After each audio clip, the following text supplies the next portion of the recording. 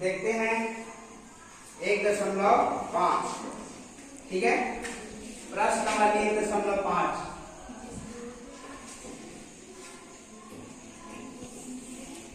अब ये कौन सा सूत्र विधि से हमको गुणा करना है?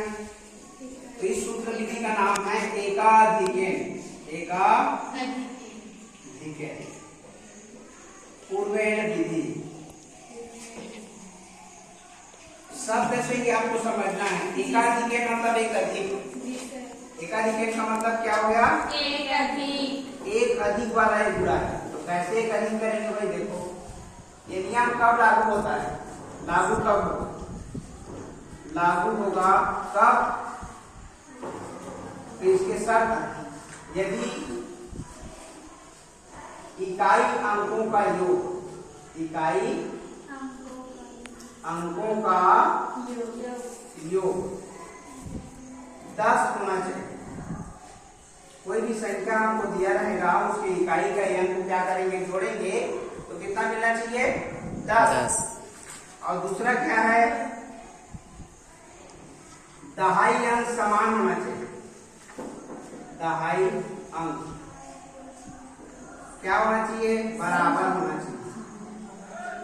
बराबर होना चाहिए, तब यह नियम लागू होता है। बात समझ में आया? जी सर।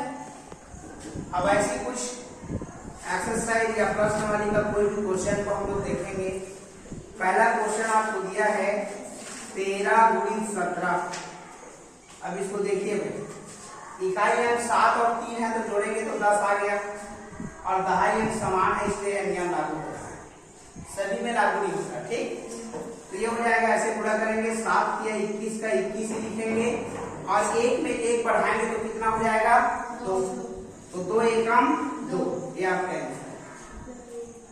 2 लाइन में आपका आंसर आ जाएगा। और एक दो को देख लो, जैसे इसमें कितना है? 22 × 28। तो इसका नियम ही देखो, 8 और 2 को जोड़ेंगे तो 10 आ गया इकाई, और दहाई क्या है? समान। तो कैसे पूरा करेंगे? देखो 8 × 16। 2 में 1 बढ़ाना है, एकाधिकेन करना है, तो 3 हो गया, और 3 को 2 से पूरा करेंगे तो 3 दूनी 6 हो गया आपका आंसर। इसी तरह अगर 3 डिजिट का यदि आपको दिया हो कोई क्वेश्चन, आपका 3 डिजिट का भी है, जैसे आपके 9 नंबर का क्वेश्चन, 9 नंबर का क्वेश्चन 3 डिजिट का है, तो उसको क्या करेंगे? 104 × 106 दिया है। देखो 104 × 106। तो देखो इकाई अंकों का योग 10 आ रहा है, 6 4 10, और दहाई अंक जो है 10 10 से समान है। तो इसको कैसे करेंगे? देखो 6 4 24, अब 10 में बढ़ाएंगे तो क्या हो जाएगा? 11। तो 11 दहाई 110। ये आपके आशा है एकाधिक पूर्वेण बहुत ही सरल गुणा है। बस ये शर्त आपको याद होना चाहिए। शर्त रहेगा तभी कर पाएंगे, दूसरे सवाल को नहीं कर पाएंगे। ठीक है, इसी प्रकार से जितने भी बचे हुए क्वेश्चन हैं, इसमें लगभग 20 प्रश्न दिए गए हैं, और 20 प्रश्न को आप आसानी से बना सकते हैं।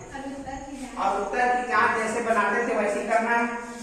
देखो करके बता रहे हैं, इनको करके बता रहे हैं, फिर आप लोग उसको प्रैक्टिस करेंगे। ठीक, इसको बताएं, उत्तर की जांच में बताइए कौन सा वाला प्रश्न का उत्तर का जांच करते हैं।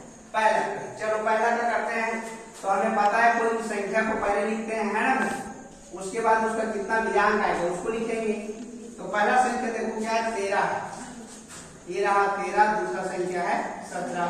तो 13 का बीजांक 4 आया, और 7 कितना आया? 8।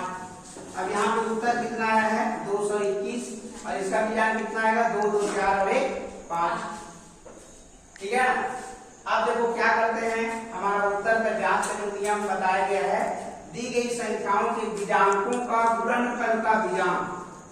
इस संख्या का बीजांक है, तो बीजांकों के गुणनफल का क्या करना है? बीजांक इसके बराबर आना चाहिए, उत्तर के बीजांक के बराबर आना चाहिए। ऐसा तो यहाँ पर देखो इसका 48 कितना हो गया? 4 8 32।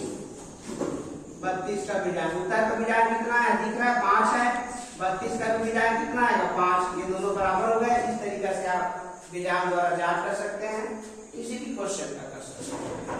ठीक है, तो आशा है आपको 1.5 भी अच्छा से समझ में आया है।